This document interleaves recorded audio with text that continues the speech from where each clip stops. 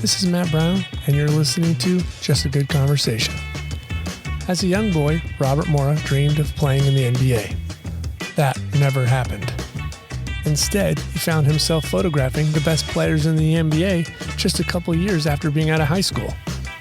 Not bad for a kid who only spent less than 1 year at Art Center. You know, the self-taught thing is, it's misleading to them because they feel like it's an accomplishment, but they've been showing their self-taught work on social media and they get the gratification from it. So if you're a popular person or if you've shared something popular and you get, 1,000 likes, then you're like, that's your validation, and you think, oh, well, my work must be good because, I've got 1,000 likes on this image and, so it just adds fuel to it.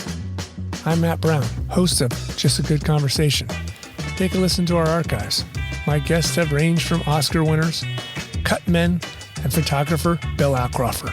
And one of my memories of him is I'd been there for 2 weeks, and there was a spot news situation, and the dead body was lying in the middle of the street. There's SWAT officers and stuff. He was covered up, the bad guy. And it was maybe 2 weeks into it, front page, and Weinberger comes up to me, and he goes, "Great photo."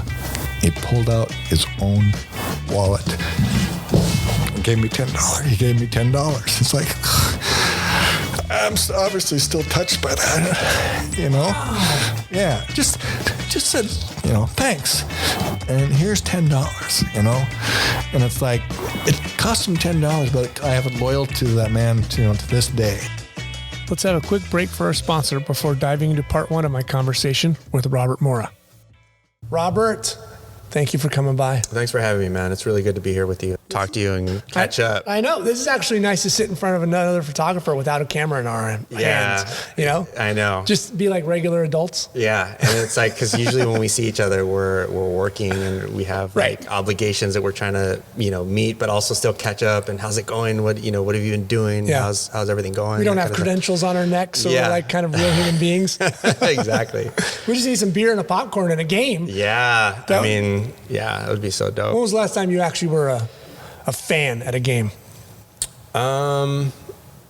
Man, it's been a long time. The look on your face, it has been. A long time. People ask me if I still go to Laker games, and I'm like, it's just sitting there, not being on the court is not something I can, that and comprehend. I can't afford it. Yeah, that too. That's insane how much it costs to. When I realize I can't reimburse the parking, I'm like, I'm good. Yeah, you don't want to pay that $30 parking fee, Yes, and we've been spoiled courtside, so it doesn't work when you're way up high. Yeah, exactly. It's not and then you're looking at the game a different way. You're not really watching. You're thinking about, oh, that was a great shot. That was a great moment. Right. Or Do they have a rail cam up? Yeah. Oh, that would have been great from the overhead. But I think the last game I went to was with, as a fan, was with my dad. It was Notre Dame versus, I think, Navy in San Diego. Oh, nice. Yeah. So it was actually my first college football game that I'd ever been to.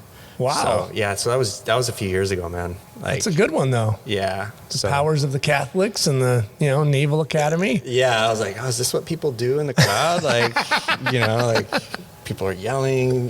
People are they score a touchdown and they do these things. So. Where did your dad raise you guys?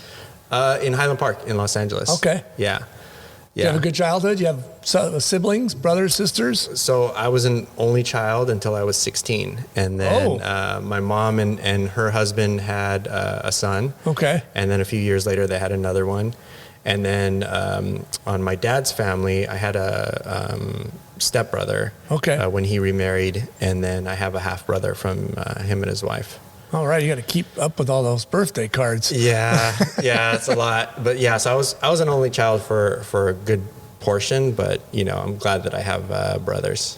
That's a long time to be an only child. Then all of a sudden, kids sprung upon you. Yeah, man. It's 16, you're set in your ways at that point. You're a full-fledged teenager.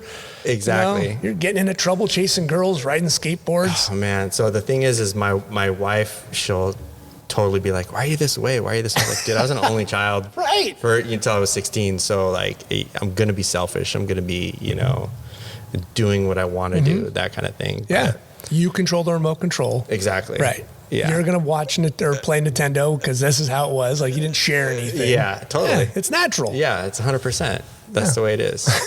She has a hard time with that, but she has siblings. Right. She was a child, so she just can't comprehend it. Right. Yeah. Were you same way? I was an only child up until when my mom remarried when I was 8. So same way, Okay. half your 8, but I was only child. So Yeah. I did whatever I wanted. Yeah. It was great. It was fun. Oh man, it's like you're in Just control me of and the my house. mom, and just as cool as can be, And it was Yeah. the 70s, so what the hell? It was a Oh, good man. time. Yeah, no, I hear you on that. On the 70s, it was like, it was one of the golden eras. When did you find photography? Did you find it young, as early 16s? I was 16. Yeah.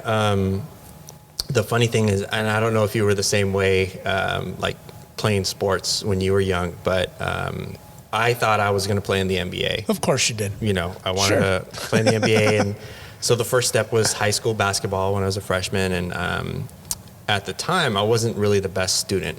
And Okay. so my best friend was like, hey, for your elective, you should take photography because it's an easy A. And I was like, oh, really? Yeah, I'll take that. I'll take that course.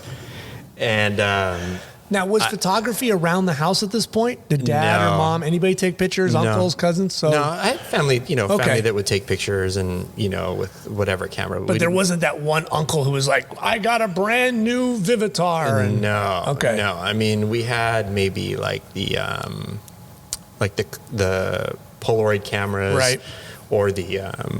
Do you remember the 110 style ones? Yep. We would have some of those. Right, with a little cube on top. You look like a little spy. Exactly. Yeah. Yeah, those kinds of cameras, but never like a legit camera, like Okay. a But those were Canon consumer 81. cameras, though. That's Yeah. what everybody had. Yeah, totally. Yeah. And so they'd be around, but it was never like Thrusted upon you. Like, photography was never really like, a regular part of life. But so fell in love with the class. And as it turned out, I became more infatuated with doing photography than playing basketball. Uh-oh. In addition to realizing like, okay, like I'm not as good as I thought. Like I'm actually, I wasn't even a starter. a boy can have dreams. Yeah, it was nice. It was nice to dream about it and stuff, but like once it really hits you that you're not that good, it's kind of so.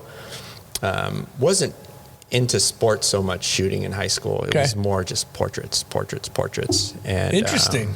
Yeah, Because that's the one kind of less, because that's very engaging with somebody. Yeah. And young photographers don't do that well. yeah. They get nervous. Yeah, it was probably the I would say one of the things that helped me come out of my shell a little bit, Okay. because you did have to sort of direct people and tell your classmates what you were thinking about doing, as weird as it may have seemed Right. at the time. But my high school photography teacher was really just such a great mentor to me, and he was like, okay, like, That's fantastic. yeah, he let me. Those were the days of the darkroom, when you would go in and make prints and Watch that magic rise out of the there. developer and different kinds of papers to have the different kinds of contrast. Did you really effects. take to that? Was that I loved magic it. to you? I loved it. Absolutely loved it. And I think that's where kids get hooked immediately, is the dark room. yeah, it's I think it's an art that's a little bit. It's sad that nowadays everything is on your device, Right. and you don't have the print as much anymore, because that's really brings it to life. Sure. When it's real. When it's on Yeah. your screen, it just exists in your phone, and when it's a print, it's alive. It's in reality.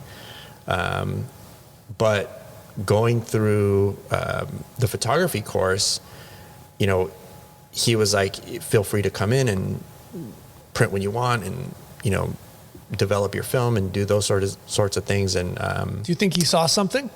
I think he did. Yeah, he was very good about letting me develop creatively. Okay. But also he said, look, if you want to be better, here's what you need to focus on. You need to start doing some of these things. And he would let me go and assist for him on portrait jobs and stuff that he would do. Wow. Who was this? His name's Ellis Kaufman. Okay. Yeah. He was the photography instructor at Eagle Rock High School. And then he actually ended up moving on to LAOSD for a while and being in charge of a lot of things over there. Interesting. But while he was there, you know, he saw that one summer I just like grabbed Ansel Adams books and started reading them. And when I came back the next semester, he was like, "Oh, you're really into this. Like, you're probably gonna want to start thinking about a career in this." And I said, "Oh man, like I would really love that. It'd be amazing." Had you even thought of that at that point, that there was a career in this so-called photography? Not so much, but I saw that Ansel Adams had such a great success, and you know, I thought, well, maybe that's what you're supposed to do. You're supposed to sell prints or whatever. Right. But he said, well, if you're really serious, there's a college that's right by here that is one of the best in the world. It's Art Center College. And so he turned me on to that. And when he told me about that, that became my focus. I want to get into Art Center. And what year are you at this point? Junior? That was my sophomore year. Sophomore year in high school. That's focus. Yeah. And so, you know, he's like, well, it's really hard. You know, you're really going to have to do a lot of work. And so I did. And, you know, by the time I was a senior, I applied, they accepted me, and it was awesome. I mean, and like I said, I was into portraits. I said, I'm going to do portrait photography, and I'm going to be, you know. Did you tour the campus? Did you go and check it out? Yeah, I had looked. I had definitely been there. What'd you think? I loved it. I was just, the whole vibe with all the different departments, the product design, the graphic design, the art direction, the video, everything. Well, it wasn't video. It was more film. Right. But I did a program called Saturday High, and that's when I really kind of got to see, like, wow, like there's a whole nother level that I don't even understand of, like, how talented photographers can be. Right. You're just scratching the surface at that point. Yeah. And the person who was in charge of that Saturday High program, his name is Neil France. And when he was there doing it, he was doing stuff for like Spin magazine and, you know, getting stuff in Billboard and all these things. And then that to me was like, oh, that's where it's at. Like, I want to get published in like Billboard or, right. You know, you just thought like, oh, editorial, that's where it's at. And sure. So that became it's my sexy. focus. Yeah. You know, and you just think everybody sees that, and everybody, you know, comes to respect you from being in that. And, you know, little do they tell you, like, oh, editorial's not really that, you know, it's great for exposure, but yeah, like if you want to get paid, like you want to be doing advertising, you want to be doing like commercial. Corporate work, it's where the money's at. Exactly. Yeah. So, but you're never seen. That's the thing. You don't, nobody's name's on that forward anonymous ad. Yeah, you're anonymous. Right. And, you know, I think as a young person, that's kind of different because you have a little bit of an ego. Sure. And you want to have your name on stuff. You want to see that stuff. by Robert Mora on the, right there on the little sliver. Yeah. That's what you want. Yeah. And I always thought that was like what you did it for, you know, like to have your name, and you were, you know, that was your sort of ticket to being famous and, you know, having a successful career. But yeah, then you just learn, you know, you grow up and stuff, and you realize the checks are a lot bigger on the other side. Yeah. And I would say, you know, I started going to Art Center. I actually had to wait because I couldn't afford it. It was so expensive. Right. So I ended up getting accepted, but having to wait. Now, did you get better in high school as a student? Did you like start to bear down and realize, okay, I got to get my act together? Yeah.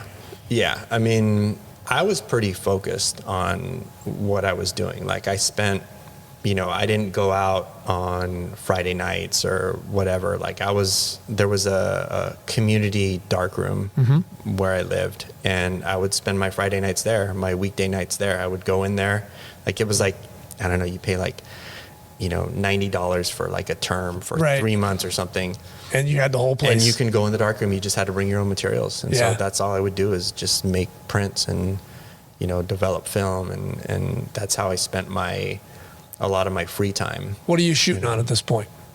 Canon AE1 program. I remember Yes. it. I bought a Yashica twin lens. Okay. So I was shooting Life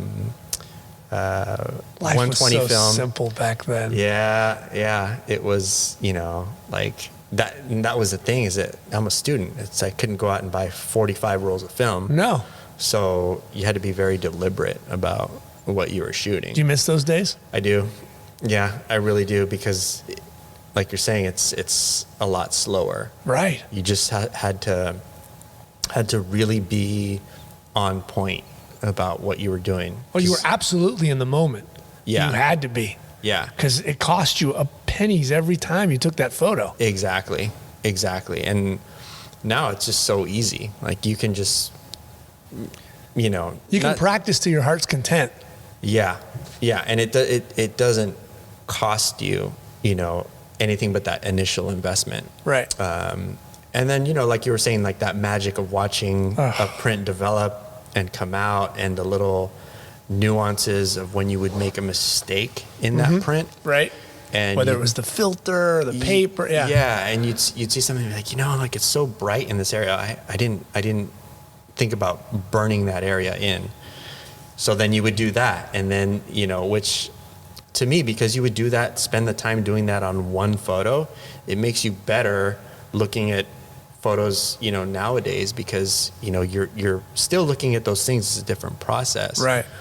But your brain has been trained to look at those images and say like, oh no, that highlight is too much. Like that needs to come down, or, or these shadows need to come up a little bit, or, just different things like that. If you close your eyes, can you still smell that dark room? Yeah. I miss that smell. As bad as it is. The fixer, right? Yeah. Yeah. And that. I miss that. I miss putting on my apron and having my little tools for dodging and burning. I miss having that. Yeah. No, it was. I had this canvas apron that I had with me to just keep that stuff off my clothes, and I had it for years. Yeah. And it had the smell, right? Because you'd get fixer on it. And it would be forever. Yeah. And my mom would not want me to wash it because she didn't want that in her washer and dryer. So I had to go to a laundromat because she didn't want that thing anywhere near the house. Because that stuff was just poison. Yeah, there's a lot of weird chemicals on that, on those things. And I think it was the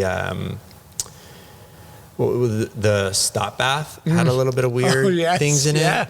But hanging my film in the dryer, just listening to that hot fan and the paper flitter. I miss that. Yeah. It's the thing is, at Art Center, you still do go through those things. You still do it, which is good. I think everybody, if you're really serious about photography, like you should. Absolutely. But it's funny because, people nowadays are like, oh, I got this film camera and I'm going to shoot this film camera. And it's like, it's a novelty, to do it. It's just, it's like, oh, look at this. It's like having a record player.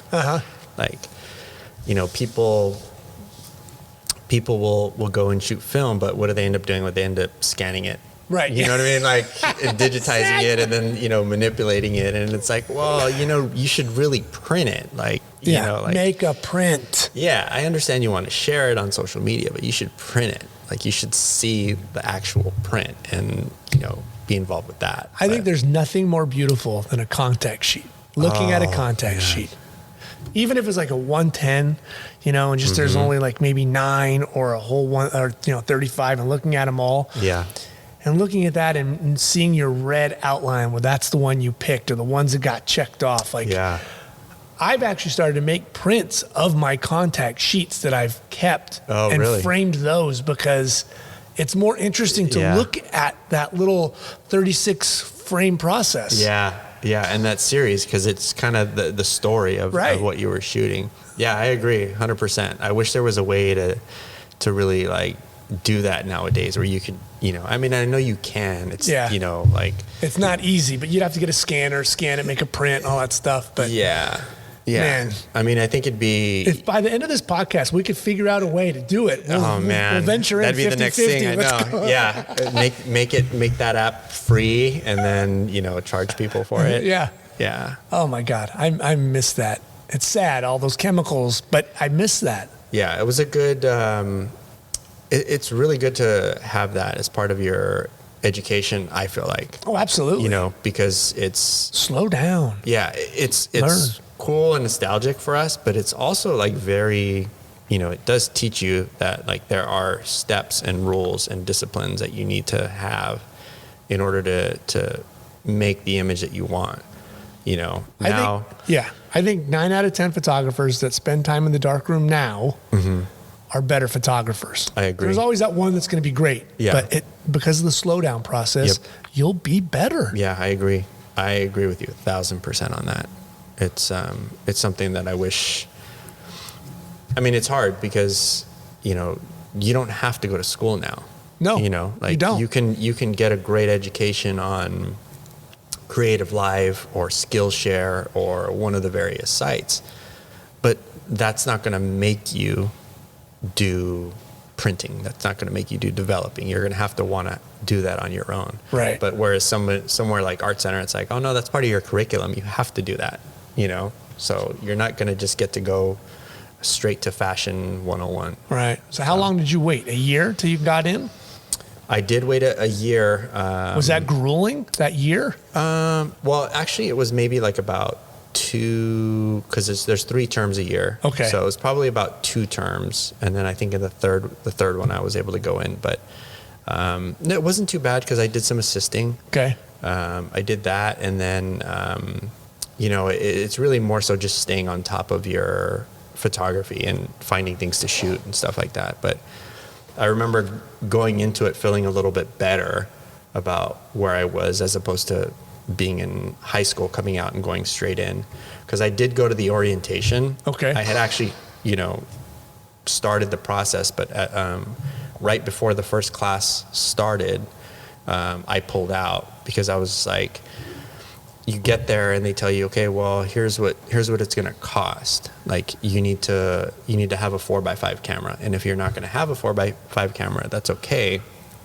but you're going to have to rent one from us. Right. So there were all these costs, which I didn't anticipate. And so that's why I ended up pulling out. And how much was it, do you think, back then? If you look, you can remember. I think back then it was like $7,000 per term. Okay. Plus the materials, which were probably like another, maybe like $3,500 or something. It's a good chunk of money. It is, yeah. I mean, especially like if you're just kind of depending on your parents to help you do it. And the thing is a lot of the people that were there at the time were older, and they had already had jobs. They already had a little bit more life experience. Yeah, it wasn't so many like young high school kids. And they had told me that. They said, well, you know, we really don't accept a lot of high school students because a lot of people that come here already have gone through some college. And I was like, oh, why? It seems kind of weird. But no, there was a lot of older, I mean, not older like in their 30s, but like mid-20s. Way older than an 18-year-old. Yeah, exactly. Right? I mean, there's a big difference if you're 29 and 18. Exactly. Yeah. And so, you know, people that were there with life experience and, you know, were living, you know, off campus. There were people coming from all over the world, you know, so they were paying rent somewhere, and they were, you know, that to me was foreign, you know, because I was living with my parents, you know, and so, to me, it's just kind of like, oh, how are they affording to do all this? You know, how do they do this crazy thing? Yeah, but so I went back, and you know, it was a good thing because I had more life experience, and you're learning all the basics and all the simple stuff. But as I continued to go on, those costs continued to come up, and I was like, okay, well, I can't do this straight, so. My second semester there, I was going to apply for a scholarship, and I was shooting portraits, but, you know, finally I had mixed the love of basketball and portraits. So I was just shooting these basketball players, just doing portraits. Random basketball players? Yeah, just some people, local park? Or? Yeah, just people that I knew that played, and I would take them to these locations, and I would shoot these just really weird, out of focus photos of them, you know, like just different things that I thought were interesting, and I made a portfolio out of it. And the chairman at the time, Tim Bradley, saw that scholarship portfolio, and he came to me and he said, well, he said, we had a lot of great applicants, and like, we can give you some money, but we can't give you enough. He said, do you know who Andy Bernstein is? And I was like, of course I know who Andy Bernstein is. Like, I mean, all of his posters were on my wall growing up. Right. Like, I saw his little name, his little sliver. Yeah. And he's like, well, we went to school together. I know him. Maybe, given the work that you do, maybe I can give you an introduction. So I was like, oh yeah, that would be incredible. And so he connected me to Andy. He called Andy and said, hey, I have this student that I think might be really good to help you out. And he gave me Andy's number, which, Andy was probably like, oh man, I shouldn't have done that. So I bugged him. And those are the days of having an answering machine, not a cell phone voicemail. Yeah. Man, I must have left him 45 messages on his machine. And so finally he was like, oh yeah, let's meet up. We met up for lunch one time, and he said, well, I have an assistant, but if I have something I can use a second assistant, I'll give you a shout. And so he did. And I just, got myself in there and started becoming his second assistant. And that's when I really started to learn stuff. Was assisting. It's warp speed at that point. Yeah. Because it's real world experience is night and day to a classroom. Exactly. Like, the pressure's on. Like, you gotta deliver. There was sometimes it was kind of shocking because, he would be very direct and say, like, you got to do this right now. And you're kind of there as a young person, just used to sort of doing things on your own time. Your pace with a basketball portrait. Yeah, exactly. And it was incredible. It was amazing. And then, Garrett was his main assistant at the time, Garrett Elwood. And, not too long after that, Garrett decided to take the job at Charlotte. And then, that's when he gave me my opportunity to be his first. And so that's the progression of how everything kind of came along. And that first job you do with him, what is that like? You got butterflies, you nervous? What's happening in your stomach? Oh man, I was a mess, to be honest with you. You're supposed to be. I was a mess. Yeah. The first job that it was, and I actually have photos of it, because it was for, I want to say Spalding or some company or something, where he was going to shoot these NBA players, and it was going to be stripped out and used with players were kind of profiled, and they had their hand on the shoulder of a player in front of them.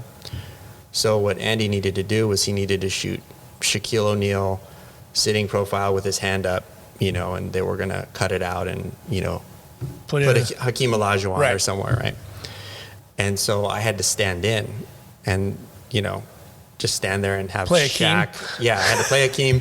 And I had to just, that was my responsibility, besides helping him set up the lighting and all that. And this is done at the Forum under one of the, bleachers somewhere. Right. You know how those things go. It's just kind of okay, you got to set it up here. And smells like beer and dirty popcorn. Yeah, it's not the most pleasant. Yeah, and so that was really my first kind of experience around a major athlete or a major star. And Shaq decided he wanted to spit on my head for that shot. Him and Andy obviously have this relationship where, Andy's this guy, he's a jokester, he takes photos of Shaq being a character. And so I'm standing there and just, Shaq's got his shoulder, and then all of a sudden I just hear this little, and I'm like, what is that? And then, Andy's laughing and his people are laughing, and I'm like, what is going on, right? And you're trying to be I'm trying to be like Shaquille O'Neal is right here, like, this is insane, like, what is my life? And he's laughing, and then, the shoot was only maybe a minute. Right. You know, hour in your head, but a minute in real time. Exactly. You know how these things are. It's like, oh, you have a minute and 30 seconds to do it, so you have to do it super fast. So then, you know, he leaves, and Andy's laughing, and he's like, yeah, he was giving you the business, and you know, like, I was like, really? And he's like, yeah, wait till you see the picture. And so then there's when he processed the film, there he is, you know, like just spitting on my head. So I still have the photo till this day. But yeah, I mean, like, you're just like, you kind of see how it is. You really do with a lot of these big time athletes. You have a set amount of time. Oh yeah, you don't get 90 minutes to hang out. No way. Like, you're not getting artsy and trying different things. It's like they expect you to be ready to go, have the shot, bam, bam, bam, done, get them out of there. And that first experience was like, okay, like, that's how it works. Because I was shocked. I was like, that was fast. What happened? Yeah, you spent way more time moving sandbags than it actually did. Setting it up, and you're doing Polaroid tests. You're sitting there over and over again. Yeah, and you're like putting them up. You're marking them. Mm-hmm. Yeah, and then you know, he was shooting it on a Hasselblad, and so you know, you can bang things out, and there wasn't a lot of variation in there, but you're loading like 4 different backs, you know, and then you making sure that once one is popped, you go unload ahead. it, tag it, reload it, just in case you have to shoot it. Yep. So that was those sorts of things were really high stress. Like, I gotta load the film fast enough, and how fast do I load? Yeah, don't screw it up. Exactly, and don't load it or unload it incorrectly, because then you've ruined the whole shoot. Right.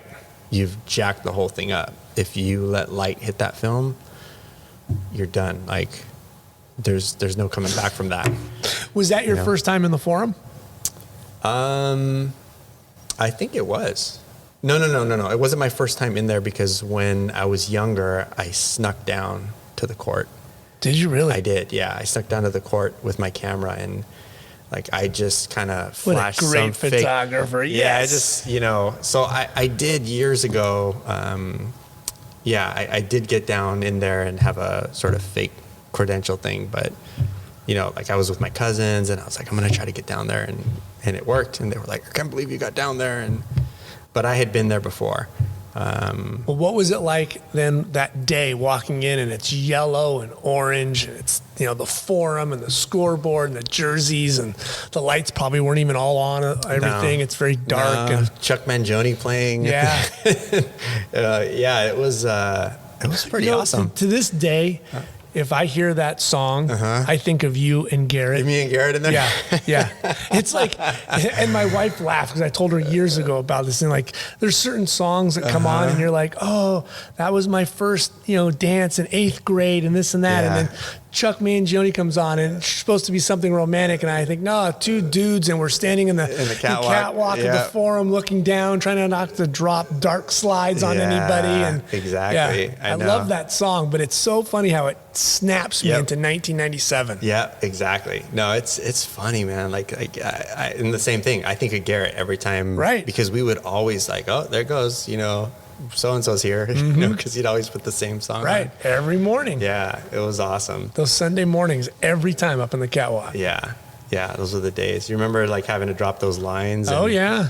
Drop everybody's lines down. Yeah, it was amazing. And the height at the Forum wasn't what it is in these buildings now, where it's like, no. I mean, it was fairly low. Very low. You know? Because I would mount a Hasselblad 300 that was a 180. Oh, wow. For an overhead. Wow. Right? Now, you know, when I would help McDonough, or if I do it myself, it was a 500 or a 6 for an overhead. 35. Yeah. Like, isn't that insane? A 500 That's for an crazy. overhead. Yeah. That's how they make those buildings now. It's like, I think I heard you could take the whole Forum and put it inside Staples Center, and it wouldn't touch. Probably. That's how big it is. It wouldn't surprise me. I mean, I remember, like, I think the first time at the Delta Center, not the Delta Center. It was a Delta Center back then for the Jazz. for the Jazz, but I'm actually thinking of the United Center. Oh, is what it was. Chicago, yeah. I mean, that was high, man. Yeah. Like I was like, what? Like, why is this so high? That catwalk was high. I mean, the Delta Center, yeah, it was high, but I just remember like thinking like, this is insane. Like, I can't believe there's buildings this big. Buildings this, yeah. And they're letting me climb in them. Yeah, it was incredible. But yeah, man, those days are pretty awesome. So those moments of starting to help Andy or assisting in general, how did that transform into schoolwork and make you better quicker, or was it a shock, or how did that translate? Yeah, for school? The speed was a shock, because when you're at Art Center, like I'm saying, like you maybe had a week to complete an assignment, but you're doing that assignment on your own time. There's no sort of pressure in terms of having to execute it, within 20 minutes, 30 minutes, whatever. Right. So I would say as far as translating, it was a massive shock. And I think for students coming from, and that's one of the things that I tried to tell students, whether it's a workshop or whether it's at Art Center, I say, look, you got to be able to move quick. Like, you got to think quick, and it's not, let's try this, let's try that. Like, you got to have your ideas executed. So I wish,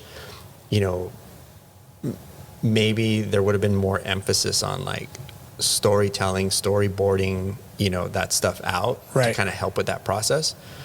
But as far as creatively, it was easy. It was an easy transition. It was kind of like, okay, well, this light seems a little bit too moody. Let's add some fill in the front. Let's, like that stuff was pretty easy. The technical part to me was just mainly getting used to certain things, like some stuff, Andy needed to shoot on a Mamiya RZ. Mm-hmm. Some stuff was on a Hasselblad. So it's just getting familiar with those types of things.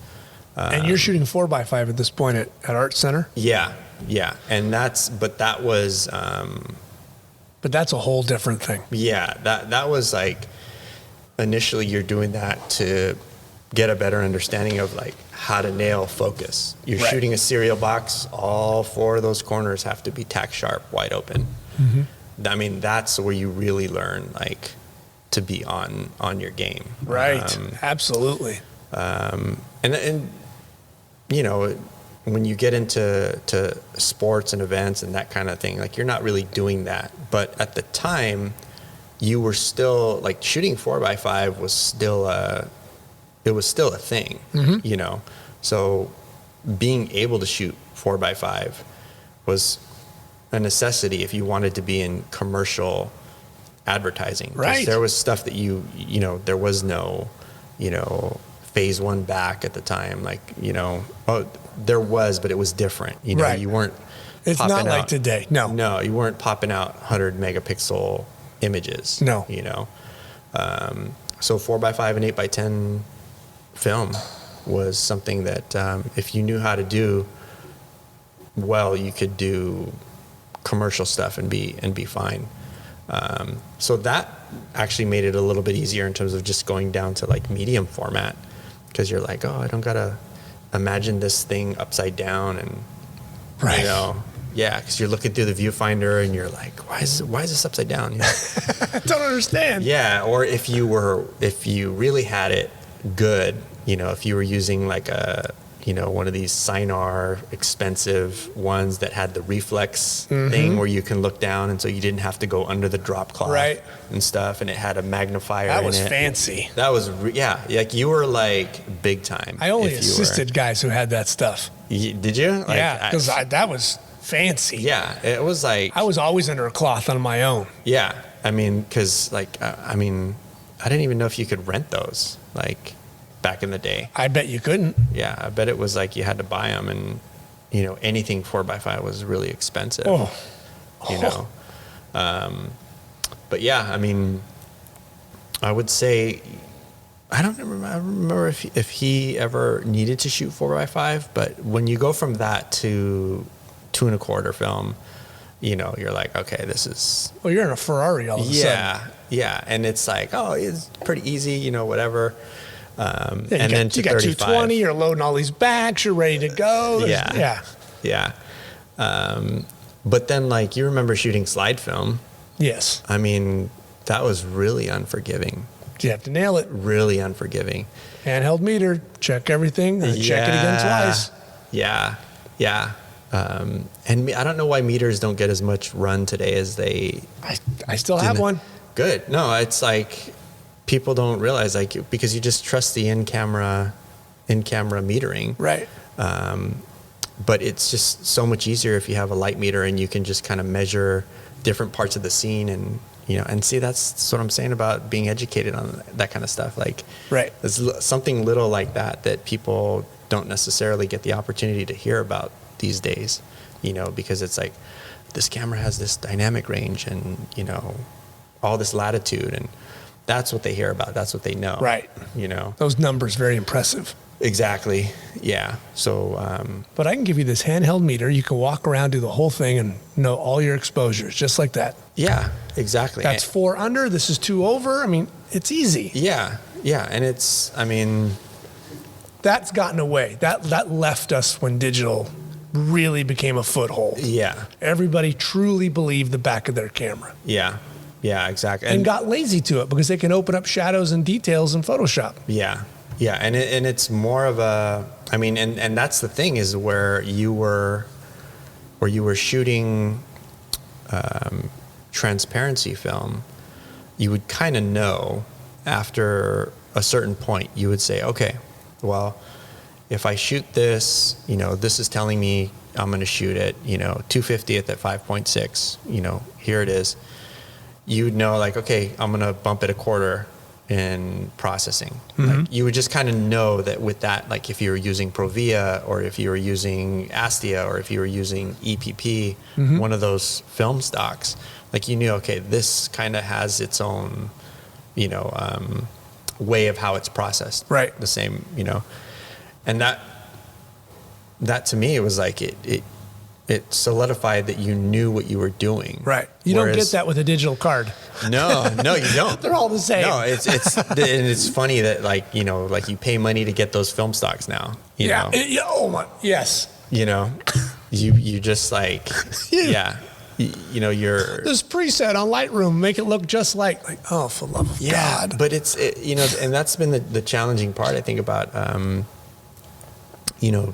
digital and where we're at, is that you're dealing with a lot of circumstances. If you're going to depend on the meter in the camera, okay, fine.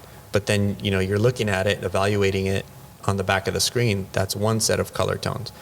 Then you're taking it to your monitor. That thing has to be calibrated. Right. Then you're dealing with the print process. Mm-hmm. That's something else. So there's a lot of steps, and I feel like, that's where I think like it just kind of, with a lot of people, it's just like, okay, no, it looks all right. I can, like you're saying, bump the shadows up, or I can bring the highlights down if I need to, but there's a lot to that. Right. You could have done that before you even took the picture. Yeah, I know. And it's, I respect people when they, because I shoot in aperture priority a lot. Okay. A lot. But I set parameters on the camera, like minimum shutter speed, the ISO range, all that stuff. But some people are just like, no, I'm doing it manually, and that's cool. They do it, but you have to slow down. Yeah, you better be on it. Yeah, like you just have to be more intent with what you're doing, and certain things you can get away with it, like if you're obviously not having changing lighting conditions, which that's not my world. That's not what I deal with right now. I deal with in and out of a locker room, out on the field at 4:00 when the sun is moving across, and then they turn the lights on. So you're dealing with a lot of things that if I were to shoot manual all the time, just manual, like it would cut down my production, which for me isn't necessarily the best thing, given that there's like fast demands for social and things like that. Right. But it's just different. What's the best class you took when you were at Art Center? What's the one that you're like, oh, that was gold. I recommend that for everybody. At your time, when you were going there. The best class, well, so I only went for 2 terms. I was only there a couple terms because I started working for Andy. Right. After that, I think Jeff Sedlick taught a portrait class. And I mean, that guy is incredible. Like the stuff, and he was doing big time ad shoots. And I mean, like just hearing some of the stories, you're like, it was like, you're a photographer and you live that kind of life. Like that's right. insane. But yeah, I mean, like just watching him kind of critique portraits and some of the different things we were shooting, like it really just kind of opened my mind to just thinking about like, am I just taking this photo because I think the background is cool or because the lighting is cool? And like, you know, he would have a lot to say about, you know, what you're getting out of the portrait, what you're trying to get out of the subject. You know, the way they're looking at you, the way their body posture is, like right. little things like how their hands could be positioned, or, you know, and he was doing a lot of commercial stuff. So obviously like it was sort of, wasn't necessarily on a creative level to where it was, he was trying to tell this deep story, but you know, if you're trained on it, then it's natural to you. Sure. But I learned a lot from his class, I would say that was probably the one that that probably stuck with me the most. Do you think not having any business classes hurt you early on in your career? Yeah, that's something that I think that they need to fix, is putting business classes early, because like you said, you only did 3 trimesters. Yeah, and a lot of students don't finish. Right. A lot of students don't finish. And you get sent out to that world and you don't know. And it's a hard reality for people who are incredibly talented. Like, I went to school with some incredibly talented people that are way better than me. They're not even doing photography now. I can attest to that too as well. Yeah. And it's you're kind of shocked. You're like, how did I get so lucky? Whatever. But yeah, what about Gary and Kelly and Stacy and Jim? Like, they were way better. Yeah. I mean, it was almost discouraging in a way when you're there and you see these talented people. But, you know, apparently whatever business choices that they did or didn't make, it wasn't able to help them sustain or have a career. And some of them I know got into other fields like graphic design, which happens, you know. But the business part of it, I feel like that stuff needs to be taught earlier on, because, you know, they even tell you while you're at Art Center, oh yeah, you're going to be booking jobs. You're going to be getting jobs while you're in school. And it's true, you know, you do get some, but it's not like you're not getting, you know, advertising jobs necessarily. You're not working for Chanel on the weekend. Yeah. You know, like they don't see you there and they're not coming there saying like, oh, we got to have this student shoot for us. I mean, you're getting maybe like little small things. So it's, you know, but the business aspect of it in terms of simple things like, okay, well, you know, should I really, you know, be doing this on my own as me? Should I be doing it as an LLC? Should I think about a partnership? Like, all of that stuff, all of that stuff. And taxes, insurance. Yeah, because, you know, it's a minefield. Yeah. And, you know, then it's like, well, you know, what can you use to write off and run the business? Like, are you, if you do it this way, are you going to pay yourself? But it's hard because, you know, you have to have a sustainable business to be, you know, have a regular income to do things like that. So you just don't know. And then, you know, I think one of the big things I know every photographer is, you know, interested in is, well, what do I charge? You know, how much do I charge for this? And the thing that I've noticed is that there's no like one set answer for anything. It depends on what you're shooting, you know, like you can't compare a wedding photographer's rate to, somebody who's shooting food. Right. At all. Yeah. And in sports, that's the thing is it's really changed. Like some people will do a day rate model. Some people will do a commissions, that shit just depends on where you fall on the spectrum. So those kinds of things I think are really lacking, I think a lot in terms of what the students are getting, because they are having to find that out. Like I found that out assisting and working for photographers who are in the real world doing their thing. And, even for me working with Andy, that was just a set thing. It's like, okay, well, here's what we pay our second assistant. Here's what we pay, our first assistant. Here's what the NBA pays their freelance rate, whatever. Right. But then he was also very active shooting commercial jobs. So like, you don't necessarily know, oh, well, you got to hire a producer. Producers are expensive, you got to have, there's rental costs and hair and makeup, scouting locations, you name it. There's a list of why those people exist. Yeah. And how much of that is actually coming out of what you're doing? Are you marking that stuff up? Like, I know we used to mark stuff up for like, proofs and all that, and I didn't know that. Like at the time I would have been like, oh, it costs, $8. I charge $8. Yeah. and you just don't know that. And I was like, oh man, you're charging $35 for that? Like, But it only costs us $8. Yeah, exactly. But Coke doesn't sell you the cost of the bottle. Maybe it costs them 1 cent. They charge you 75. Totally. Yeah. It's business. Yeah. And then, they don't tell you like certain things you need to, keep a side set of money from what you sell for sales tax, because you could get hit with that as well. How did you do those first couple of years?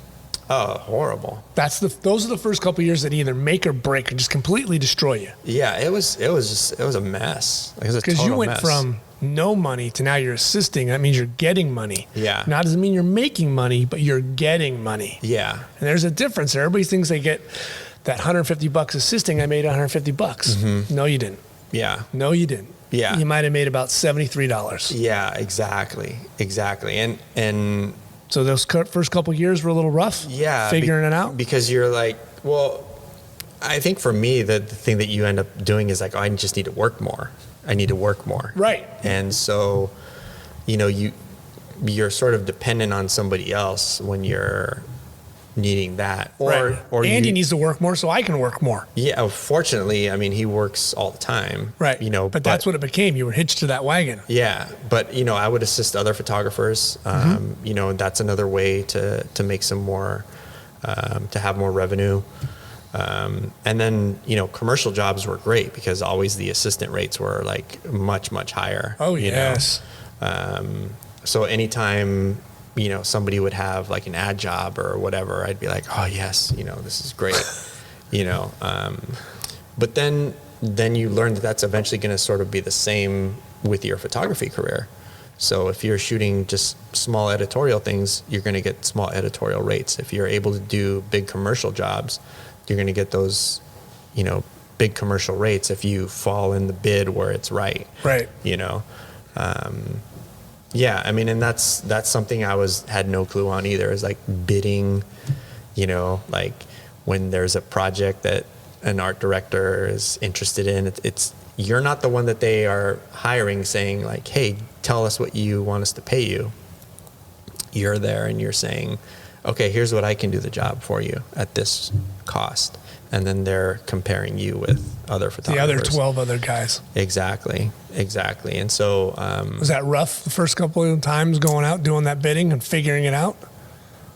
For me, it actually wasn't, because the first few ones that I was able to do, I had a friend on the inside who was at it was for MGM Grand or MGM Mirage. And, and I know we were talking about getting your career started and how you sort of do that. But the networking aspect of it is massive.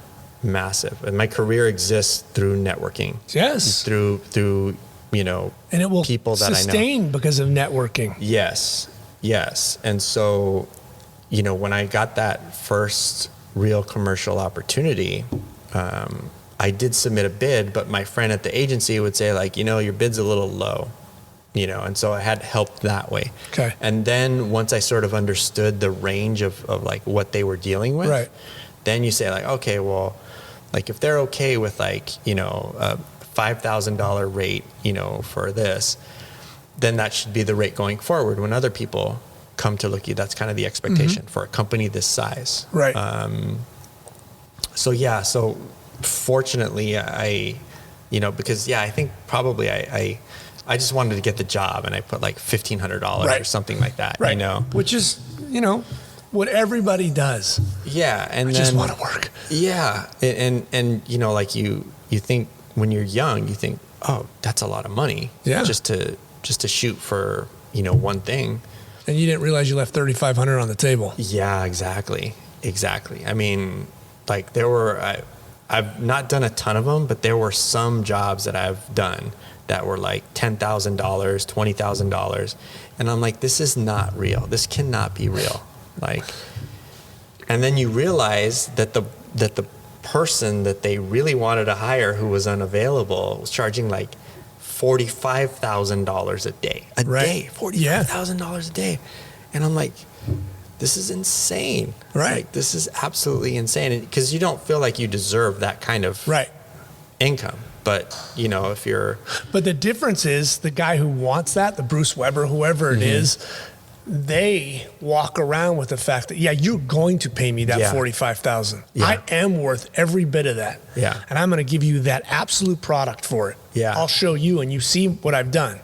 And that becomes that confidence thing early on a lot of photographers don't have. They need to understand who they are. Don't think you're that great when you're not.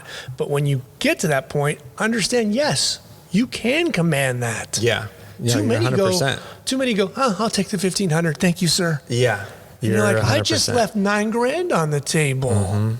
Yeah. You're 100% right. I've talked to so many creative directors that are like, oh my God, sometimes we get these photographers who just don't understand the business.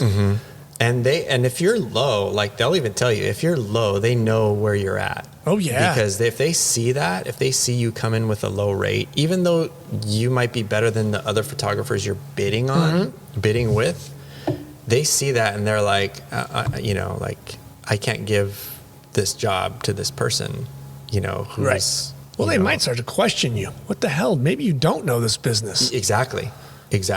And that's Robert the thing. and Matt have no clue what they're doing. Yeah, and it's their necks are on the line. Yes. Especially with those high budget situations. And if you don't deliver, it's their neck because they're answering to their client who is spending a lot of money on their agency, that they've hired to produce whatever advertisement for them. Once I really learned that stuff, man, that was an eye-opener, real eye-opener. And that's the stuff I wish they would teach in college. Yeah, they should. Understanding photo business 101. Yeah. Let's start off with, I pay you $150, how much do you make? Yeah. I'm curious, where do you stand with like when young photographers are coming up where they have an opportunity to work for a brand and it's like a free situation where it's like, okay, well, this person really wants to use me. They're interested in my work, but they don't have a budget for this project. So should I do it? I'm a hard no. You're a hard no. All the time. I'm a hard no. Okay. Because their brand, their product, whatever they've engineered, created, whatever it is to make it, let's say just this cup, they've spent money. Yeah. They didn't budget properly to produce this if they didn't at the end come up with the creative or marketing budget for it to be shot. Yeah. That's on them. I should not take that hit for a chance. If there's too many photographers willing to take a chance, you can't walk into In-N-Out and say, I've never had your burger before, but I'd like to try it. And then I'll post on Instagram and I'll let everybody know about it. they look at you like you're crazy. Yeah. Next. Yeah, totally. You crazy guy, out of the way. Yeah. Like we bastardize our industry by doing that. I think like it never happens in a union. And I'm not a great union guy. I get them, but like still photographers on a union movie shoot, there's only so few of them, but they all work. Yeah. They would never say like, oh, sure, Steven Spielberg went over budget a little bit. I'll work for free. Yeah. Hell no. Yeah. He's taking that union day rate. Yeah. So I'm a hard no on that because it's happened far too many times without the return of like, you're the next great photographer after shooting my widget. Yeah. So for me, I feel like it's a tricky situation because if a company ever comes to you or a business ever comes to you and asks for that, it's hard to go back once they've already established that, you did it for free before. So, Sure. It's not necessarily that we owe you this rate or whatever, even if you hit it out of the park. But the tricky thing for me in terms of advising students is when they have no experience and they're trying to get somewhere with it. And so I always say, like, look, if you're going to do this for free for a company, chances are that company is never going to pay you really a good rate. That's not to say that somebody else won't because you did do that job for them, because you did get that in your book. But that's a chance that you're going to take, because Right. if they ever find out that, oh, well, Joe's going to do this job for $100, That's what Joe costs now forever. Exactly. And you and I came up in a different era where there wasn't social media and it was a little more difficult, right? Like you could not decide to take your 4x5 and go shoot 20 products, try to get them in your book because it was expensive. But now there's no excuse why a young photographer can't have a great book, because once they make that initial investment, and they don't have to have the latest digital camera, they don't even have to have the latest Photoshop. Yeah. They could take any product, even in this room, and make their book from it. Yeah. Like you don't have to go work for Mercedes-Benz or Chanel or Pepsi. Yeah. There's the ability to make this stuff so easy now. Yeah. I mean, and that's where I do think that having the education is important. Yes. Because a lot of, at least what I see is, well, I just like photography, so I started shooting, and they're self-taught, and it's almost like they're the most dangerous.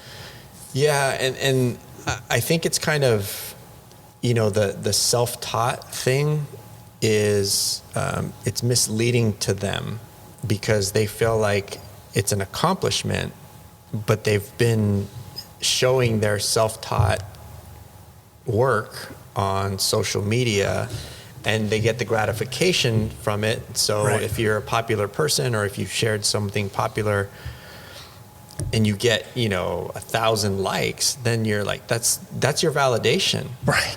Right. And you think, oh, well, my work must be good because, I've got 1,000 likes on this image, and, so it just adds fuel to it. And you just thinking, well, I don't really need to get, Right. That's the most false sense of like reality. Because on Yeah. Instagram, for instance, you can just do puppy dogs and boobs and you're going to get 1,000 likes. Exactly. That's it. Exactly. I mean, Exactly. that doesn't mean that generates a return in work. Yep, exactly. And even if somebody does see some great image that you took and they're like, oh, dude, come shoot this for me. That's not necessarily to say that you have the skill set or the education to go and do, Their campaign. Yeah. If you had a massive following, I think about this sometimes. If you had a massive following, you're an influencer, and, they see all your followers and they say, just take this, take our product and post about it, whatever. You post about it, you're a photographer, and you maybe do a cool shoot outside, at sunset or something. And then they're like, man, we got a big return. Let's hire this guy to shoot our product. Because I've gotten shoots, and I'm sure you've gotten shoots where you do one thing and then they just are like, oh yeah, he probably can shoot. He's a photographer. He can probably shoot whatever. But something like a discipline of lighting, especially in a studio where it's like ridiculously different situation where you're way focused on composition and lighting and framing. Creating the light. Yes. Yeah. And it's like, you know, what if you give that person a job and they're going to be like, I don't know. I mean, I don't know how to use just got a big softbox. Yeah. Am I supposed to use it behind? Am I supposed to use it as a big window? Am I supposed to, light up from below? Like, you want a hard edge, soft edge. You want it. Yeah. Yeah. So there's all of that. There's all of that goes into it. And, that's why I wish, there was more of a renaissance in terms of people wanting to have that kind of education. Right. But it's, and it's not to say, well, you should be going to Art Center. You should be going to, Rhode Island School of Design or somewhere like that. But getting education in like the essentials, like composition, lighting. That's on the schools. They've got to put that in the curriculum. They have to. Yeah. Because you send out these puppies then and they just don't have a chance. Yeah. They're going to get mauled. Yeah. Yeah. And I feel like, the ones that come out of Art Center, like they've got the training, like you're doing the ball cuban cylinder, you're doing the 4x5, you're doing all of that stuff. But where they'll end up struggling is that business part if they haven't gone through the whole program. Mm-hmm. And at that point, I always feel like, man, like you're walking out with $90,000, $100,000 worth of debt. And this is like, you're invested, you're in it. So you need to make a career out of it. It's not like, go out and, get a 9-to-5 job and do photography. Become a barista. Yeah. No. And, like, that's not what you're, like, why did you spend all that money? And I think actually that's one of the things is a lot of people see that and they're like, well, I don't want to go to this college and spend all that money. Like, I can just do it on my own. I can watch a YouTube channel. Mm-hmm. Yeah, there's a lot of YouTube, and there's a lot of great YouTube stuff. Right. But it's like how much of that is really, that practical stuff that you like we were talking about earlier with the darkroom. You're gonna go and test yourself out in a darkroom and see if you can really, make a print that has the right contrast, the right exposure, all of the different things that go into that. So, yeah, I mean... Totally different world. It is. Yeah. So in terms of that, that's why I was curious as to like where you land on that in terms of the free, because I see that a lot with people and they want to get into like in particular sports. It's like, well, how do I get into shoot a Galaxy game? How do I get into shoot a Laker game? First of all, you're not getting into shoot a Laker game. Right. You know what I mean? Like you're gonna like, that's just not a route that anybody gets to. But I mean, I don't know how it was at the paper, like how you were able to get in. I don't know if you like had. I did internships. Okay. Yeah. Right. Like there was internships and I worked the little high school newspapers. Like that's what you did. And I worked high school games and then junior college games and then, D1 game. And you worked your way up. You didn't just go like, oh, you got the job. We're sending you to the Lakers game. So how long did that take you? Like roughly, like years? Probably, and then I was assisting McDonough and Peter, and it probably took like 4 years. So you were assisting McDonough, and you were an established photographer. Yeah, which is to me, it's just it's crazy. Yeah, you know what I mean? Like I had to a point where I shot an SI assignment, and the next day I assisted him. But see, that's the thing, right? Is that now, a lot of that was because I love those guys. Yeah. I mean, like I wouldn't do it now, but I mean then because your time, right? Yeah. But I loved McDonough. He helped me out. Peter was great. When all those guys, Cluto, that generation of those SI photographers, I would have walked on hot coals for because they were great. Yeah, I'm sure you learned a ton. I was still learning. From those guys. I mean, I can go out to lunch now with Peter, and I could still pick up 10 things. I was like, God, why didn't I know that 10 years ago? Yeah. But you're not too. You're humble enough to not let your ego get in front of that and say like, oh, well, why am I not shooting for SI? How come I'm not their main guy? You know what I'm saying? Yeah. And that kind of stuff is... they immediately want your job. They don't want to work up the ladder. Yeah. And that's what I try to get people to understand is like, well, in something like sports in particular, it does take time. It does take, persistence and patience. Whereas something like portraits or still life, you can go out and grab people. You can go out and shoot still life. Yeah, grab your boyfriend and girlfriend, shoot portraits of them, find a bird or something.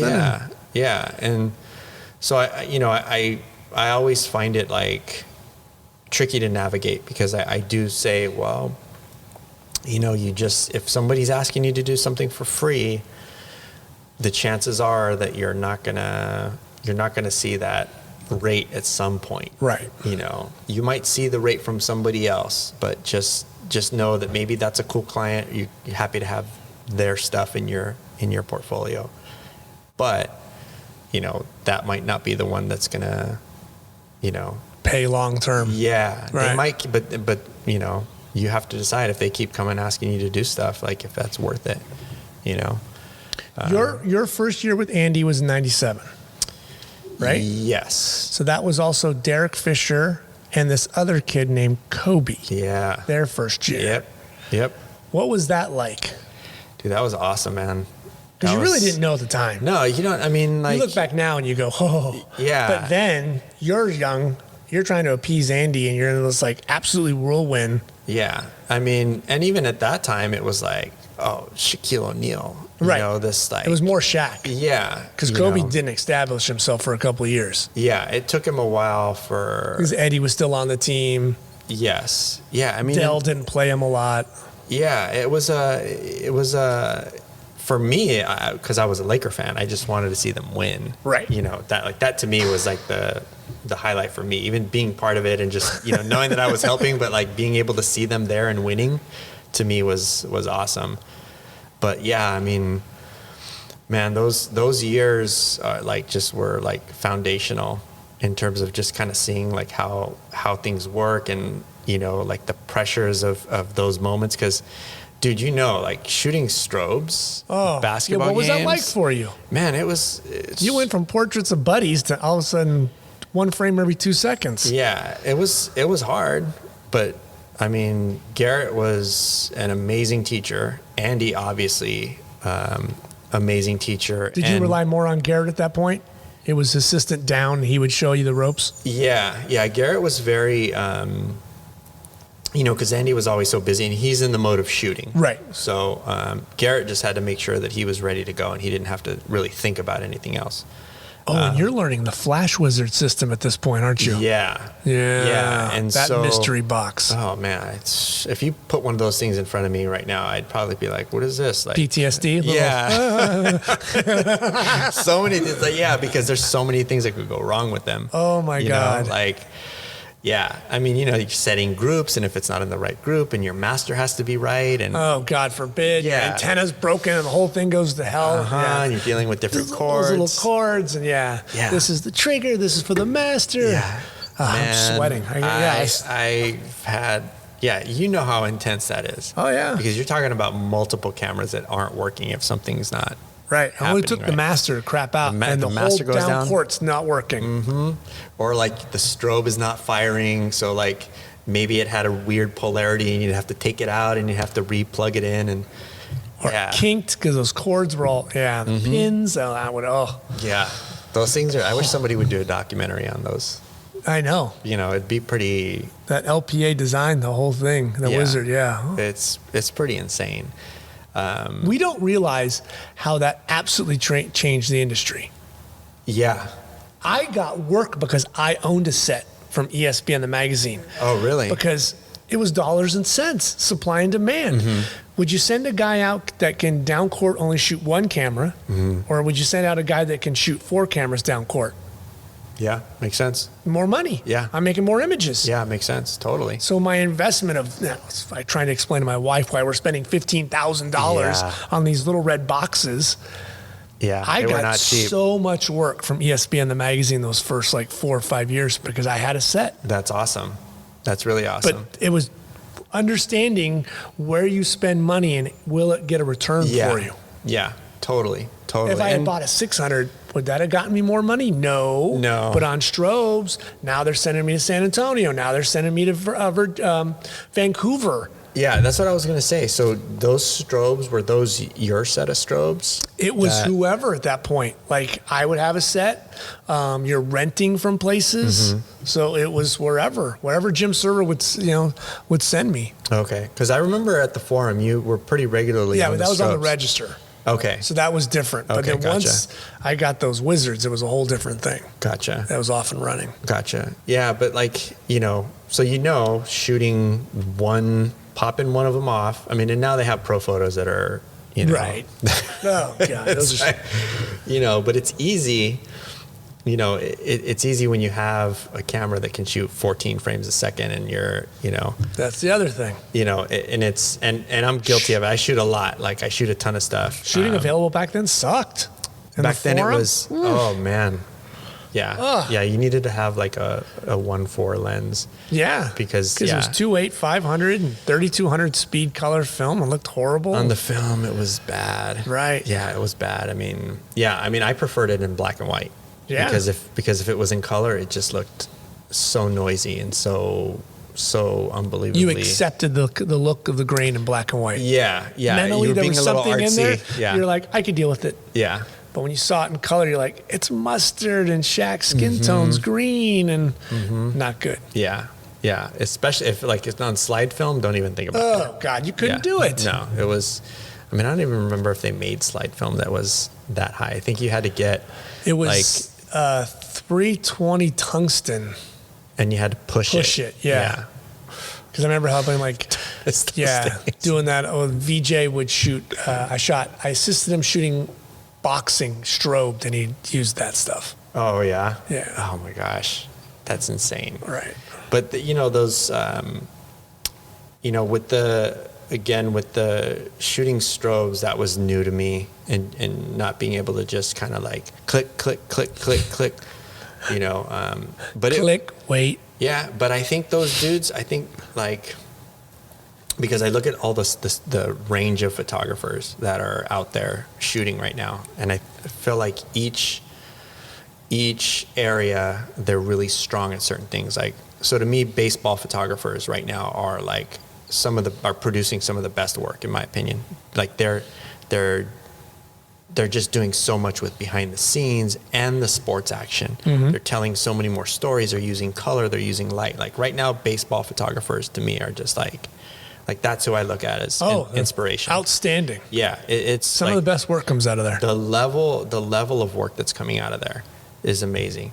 I look at like the NBA and the photographers that are shooting for NBA photos, NBA entertainment, like they're just on.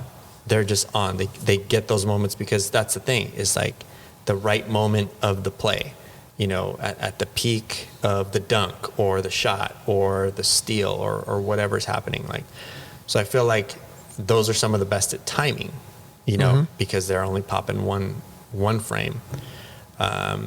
Then you have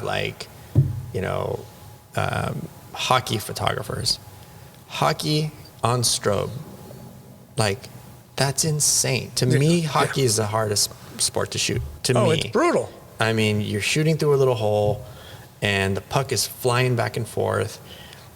To me, it's like, how did I ever do that? I don't even know. It looks the size of a gnat too. Yeah, it's moving 100 miles an hour with guys that are moving 100 miles an hour, colliding into each other in a confined area. Yeah, So I shoot soccer. It's a large field. Like it's a little slower from one side to the other. So, you do have time to change, your cameras a little bit. And granted, with basketball, it's 90 feet, so you gotta be pretty quick. But, I just feel like shooting hockey on strobe when those dudes are hitting the puck so fast, or they're coming around, or they're making a play, like, it's insane to me.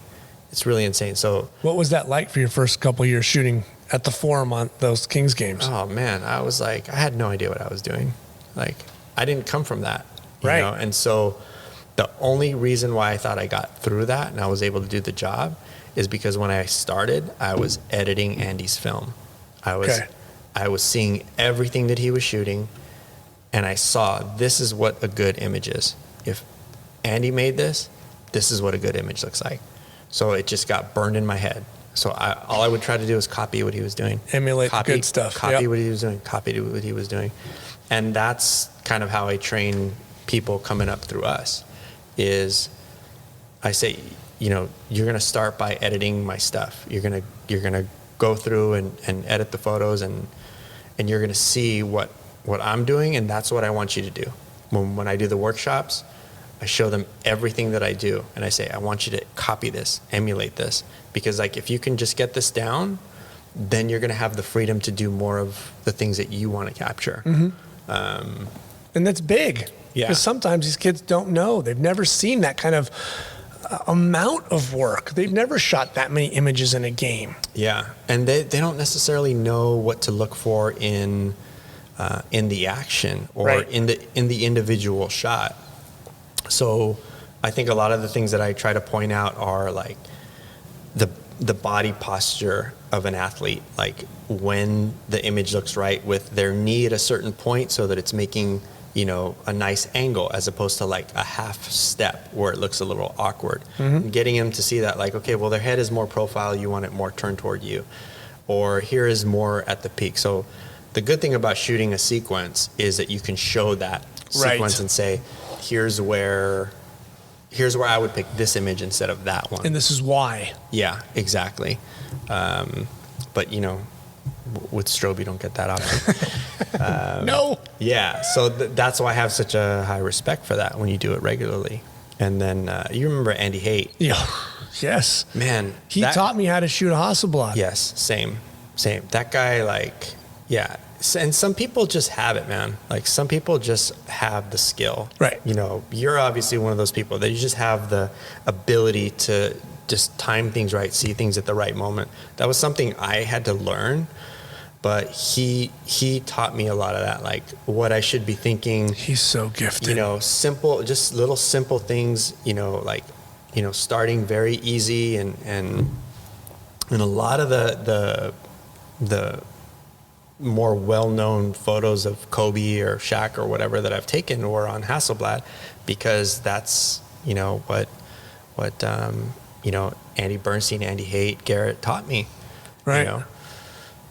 Yeah. Yeah, it's crazy to think how talented Andy is. Mm-hmm. Oh my God, he was so far ahead of his time. It's unbelievable. Yeah. Yeah. What was it like leaving the Forum and going into the giant Staples Center for you?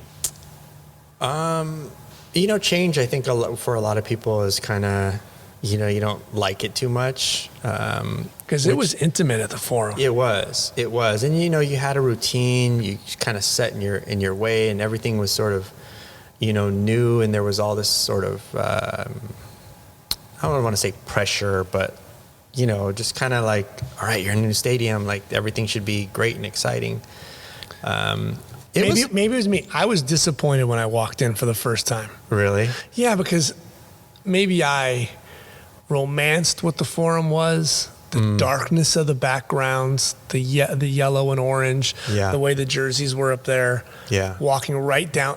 There was something romantic about walking in, coming in through the tunnel. Same tunnel the players did, but parking my car, walking right down, end of the night, walking out. Yeah. Seeing the guy, hi, Stuart, walk out, walk back. Yeah. Then it became, you go to Staples Center, and I felt like I was going through TSA. Yeah. Yeah. It was a lot different. The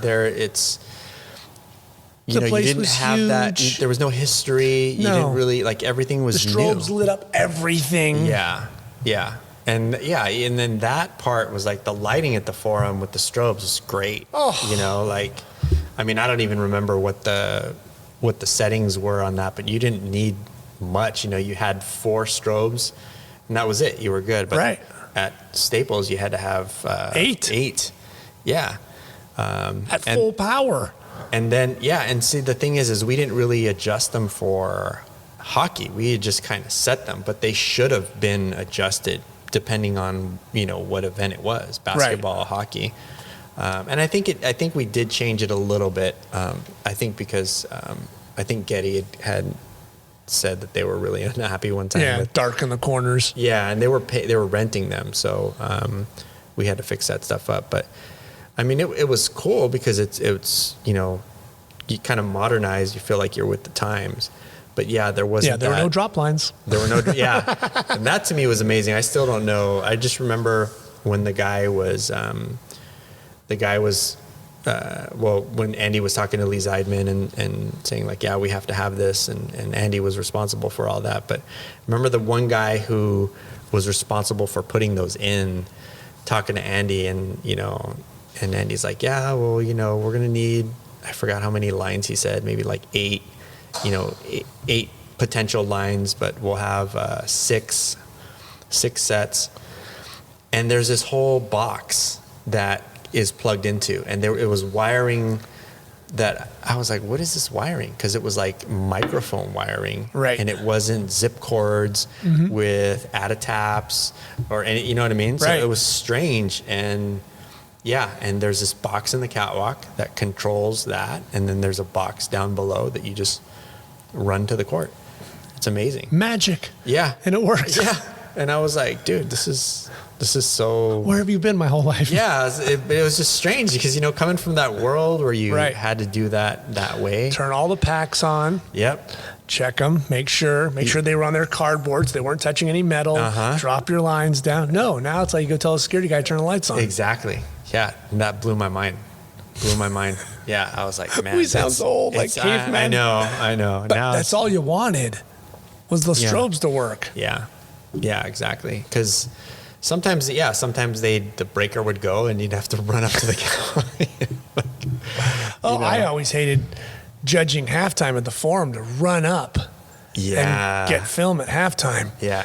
Pull out a back, put another one in. Yeah, because you'd have to go through the crowd. Yes. To get up. And all steps. Mm-hmm. All the way through. There's no elevator that took you right up there.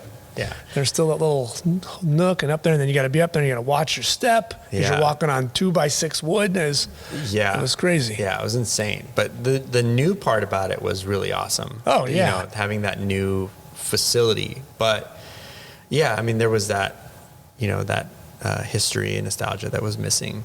But it was cool. It was really cool. Like I enjoyed, once we sort of had that stuff down and everything, we saw that everything was working. And, at first when you're trying to plug in those wizards and, you're using a different, you're using that, what was it, like 1/8 inch or 1/4 inch plug? You're like, oh, this is working, Why is it not working? Yeah, you're stressing out about that. But how was that championship run in 2000? Man, so I tell people that year was like the hardest year that I've ever worked because, there was that championship run, but also coincided with the opening of Staples Center. Which, It was a while because we just come off the players' strike in '99, so that was shortened. Yeah. And then we go into this new building. Pressure. Yeah, and there's 2 teams playing there. Like, we didn't always do Clipper games, but they were playing there. So, I mean, I lived at that place. I was there like every day.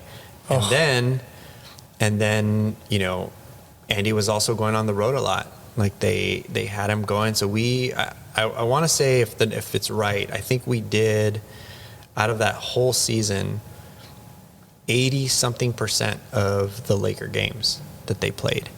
80% to me, like that's ridiculous because, I mean, that's a lot of time on the road. How did he not get sick? I mean, that's a lot of traveling and you're lugging, and it's one thing if you're a pampered player, but that's a lot of work. Yeah, and you saw all the stuff, all the cases and gear that we were traveling with commercially and not on the charter. I mean, there was a few times that we got to go on the charter, which was cool, but for the most part, we had to do our own thing. But it wasn't just those Laker games. We would go to Portland and do, Portland, Vancouver. Right. Like we would go to, do these random games in different cities. So it wasn't just Laker games. It wasn't just Clipper games. It wasn't just Kings games. So that was a really hard year in terms of working. But I mean, I would say that there's nothing like it going through winning a championship. And At that point, were you better financially? Way better. Understanding Yeah. you and your money? Yeah. And at that point, you know, I was on Andy's staff. So, you know, I had the best of both worlds. I got a set salary from him, and then all the money that I was going to be able to make from working for the NBA, which at that point, finally it was like, okay, we're not just going to pay you to assist, like we're going to have you shoot some games. So that's really where, like, yeah, I mean, I think like financially, finally it was like the most freeing time for me, you know. But yeah, I was in a lot better shape. Better shape. Did you understand your money better, handling it and taxes and? Well, part of it was just that I wasn't around to spend it. That helps too. You know, like I just wasn't, you know, like socking it away. Yeah, and you know, like I wasn't spending money on food because I was eating that pressed food like every day. Yeah, which is really unhealthy, obviously, but. Yeah, and then when we were on the road, all of that stuff was expense. Like I didn't pay for any of that stuff. So yeah, I mean, I think it was good because if I had more time, like let's say if I wasn't doing King stuff or whatever, like who knows, like I might be, you know, buying motorcycles or, you know, jet skis or cars and stuff. And I did, you know, like I bought myself nice cars, you know, which looking back, I'm like, well, that was dumb. I only drove it to the stadium and to the airport. And, right. Yeah. Should have been in an old beat up Toyota Corolla at that point. Yeah. But I mean, you know, and then I was investing in some gear in, you know, having my own equipment. Right. You know, Andy would let me use some of his stuff. But you had to have some of your own. I did have to have some of my own because I would go and need to do things on my own when he was shooting. Right. So yeah, but that championship year, man, it was incredible, absolutely incredible. Like you just don't, you know, some people,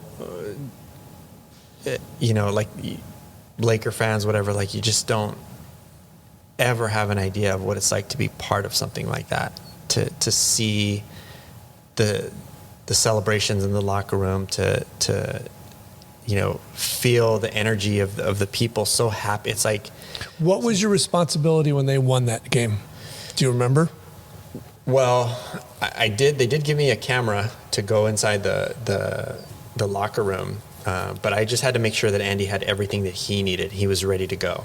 At that point, the NBA is there and they're running the show. Right. I mean, you know, it's their show. Andy's just a cog. Yeah. And so he's got his role to play, and my duty was to make sure that, you know, when he was going to do what he had to do, that, you know, he had enough film in his fanny packs. He had... Yeah, because it was film still. Yeah, and he had enough batteries, that there was a backup flash, all of that stuff, because game's over, he's on the court. As soon as the game's over, he's right in the locker room.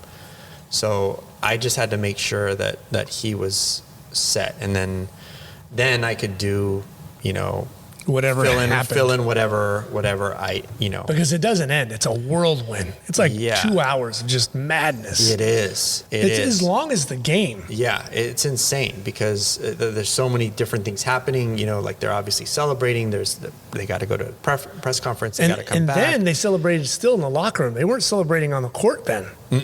No, yeah, they would go into the locker room and celebrate. Right. That didn't change for a while, but yeah, so you got to follow them in the locker room, total chaos. Yeah. You know, then you got press conferences and other stuff, and then you got all the portraits and all the things that go with that. And then there's a party, like they want you to be at the party shooting that. So yeah, it was, I mean, I wouldn't say it's like the most glamorous thing sometimes. It's not. You know, like it's still work. But being a part of that, like, I still wouldn't trade it. I mean, knowing that, like, yeah, you're going to put in probably a, 23-hour day that day. No, it was totally worth it. But, and then at the end, like, you're all of that's done. You're taking the 40 cameras down. Right. Because at the finals, Yeah, there's 40 cameras. There's remotes everywhere, and Nate and Andy have half of that. Yes, yeah. I mean, it's just insane, you know. And then everybody wants their picture on the court, and you know, with the trophy or near the trophy or with so and so, right? Yep. Yeah. And you're just thinking, I want to go home. I want to go home, tired, but because we got to do a parade in a couple of days. And then you're doing the parade, yeah, because it's not over. No, man. I mean, it's like, oh, we got to prep the parade. Okay, who's going to be where? Yeah, yeah. And then I always all remember, the media's coming to you. Yes, yeah, and I always remember there was always something. It was like, then there was like the draft afterwards or something. So you just never really had a. Just keeps. Yeah, I mean, you would get a break, but you know, it wasn't long. So yeah, yeah, it was really crazy times. Thank you for listening to part 1 of my conversation with Robert. You can check out his work at his website, robertmora.com, or on Instagram, Robert Mora Photo. Please click the like button if you enjoyed it. Also subscribe as well. You can always find our shows on the website, justagoodconversation.com.